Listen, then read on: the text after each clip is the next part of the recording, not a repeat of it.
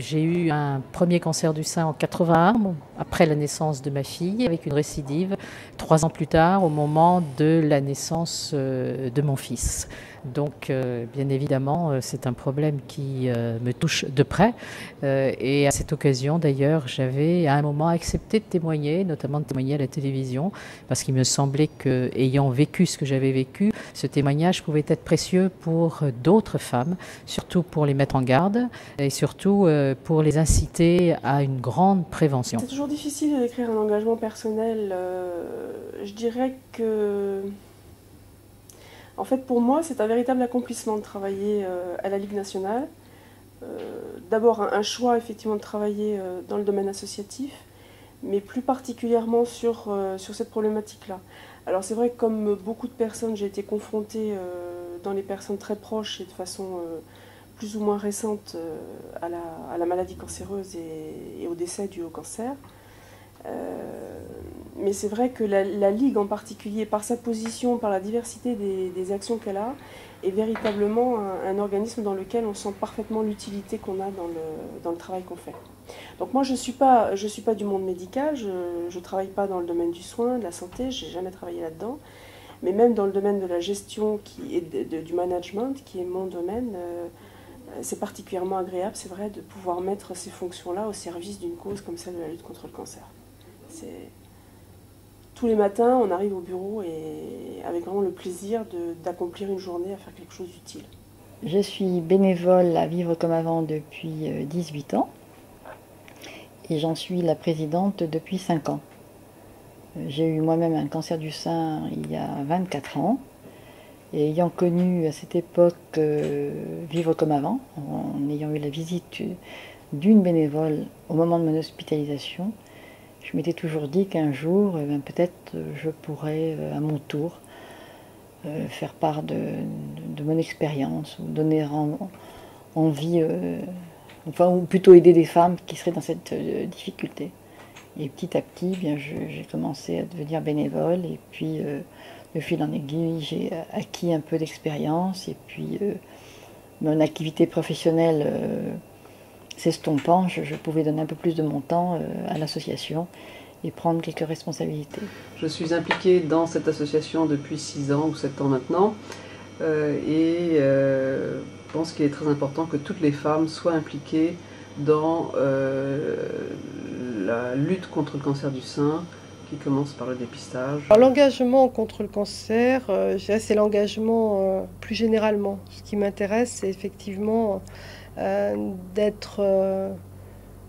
d'essayer d'être utile et en même temps de prendre du plaisir dans les actions que je suis amenée à développer. Donc c'est cette alliance entre le plaisir et l'utilité et le tout assaisonné de passion, parce que je pense que pour faire avancer les choses, comme il y a toujours pour les choses importantes un certain nombre d'obstacles à dépasser, il faut suffisamment de passion pour nourrir d'énergie tout ce que l'on fait.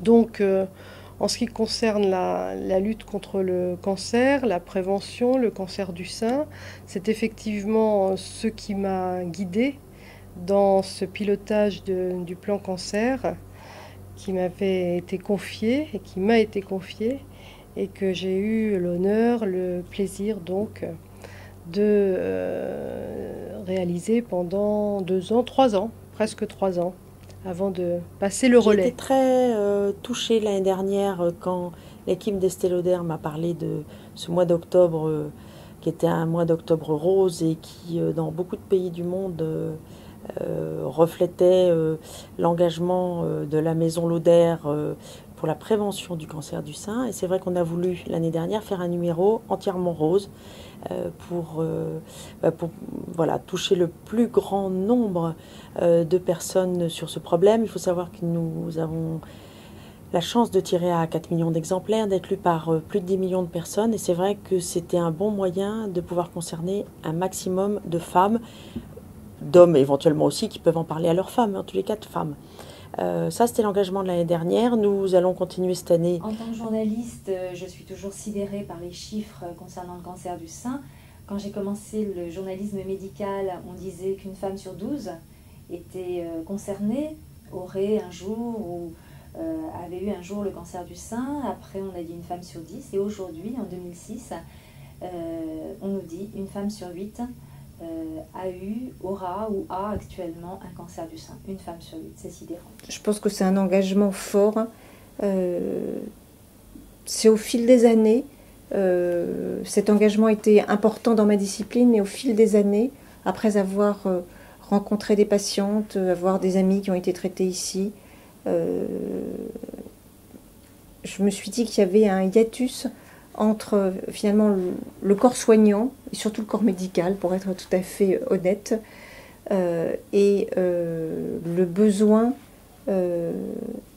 exprimé par ces femmes. Et en particulier, les médecins sont très techniques, ce sont de très très bons professionnels techniques, mais il m'a semblé qu'ils ne se mettaient pas suffisamment du côté des femmes pour évaluer exactement ou comprendre exactement qu'est-ce qui pouvait se passer pour une femme en termes de bouleversement personnel, psychologique, familial, social. Non pas qu'ils n'avaient pas cette notion, bien sûr qu'ils ont cette notion, mais l'appréhension plus précise, plus complète en fait de ces bouleversements me semblait extrêmement importante. Et donc ça veut dire mieux coordonner leur action, mieux prendre en considération le fait qu'il y a tous ces bouleversements, que voilà, apporter peut-être ma part féminine finalement à toute cette problématique qui est surtout prise en charge par des hommes. C'est un engagement collectif, parce que je ne suis malheureusement pas médecin ni soignant, mais c'est l'ensemble de l'assistance publique Hôpitaux de Paris qui s'est mobilisé pour la prise en charge des malades atteints de cancer. Je crois qu'on peut dire que nous sommes vraiment attachés collectivement à faire vivre le plan cancer dans nos établissements. Concrètement, ça veut dire que nous avons systématisé l'approche pluridisciplinaire, parce que c'est une des choses extrêmement importantes pour les malades atteints de cancer, donc les réunions de concertation interdisciplinaires, pluridisciplinaires, ce qu'on appelle les 3C, les centres qui permettent justement de concrétiser cette pluridisciplinarité. Alors comme je vous le disais, moi je ne suis pas médecin, donc ce n'est pas moi qui fais ça, c'est les gens sur le terrain. Moi je suis supposée diriger cette maison, donc qu'est-ce que j'essaie de faire? Je dirais deux choses. Un, donner de la visibilité à tout ça, parce que je crois que c'est très important que les femmes sachent à qui s'adresser. Aujourd'hui, nous avons en France un accès aux soins très large, et il faut s'en féliciter, il faut absolument préserver ça, mais la vraie inégalité d'accès aux soins, c'est le manque de connaissances. Et ce que je trouve, moi, alors là, engagement personnel, ce que je trouve inacceptable, c'est d'imaginer qu'une femme puisse avoir une prise en charge différente selon qu'elle s'adresse à tel guichet ou à tel autre. Donc il faut que toute notre institution se mobilise pour assurer que, quel que soit le point d'entrée, si vous permettez, il y ait les mêmes chances, le même type de prise en charge. Et donc, pour arriver à cela, moi j'essaye de mettre en place des instruments, je dirais, un peu techniques. Par exemple, pour être concret, et que ce ne soit pas seulement des paroles verbales, eh bien, nous avons décidé de mettre, par exemple, le nombre de malades, de suivre le nombre de malades faisant l'objet d'une approche pluridisciplinaire.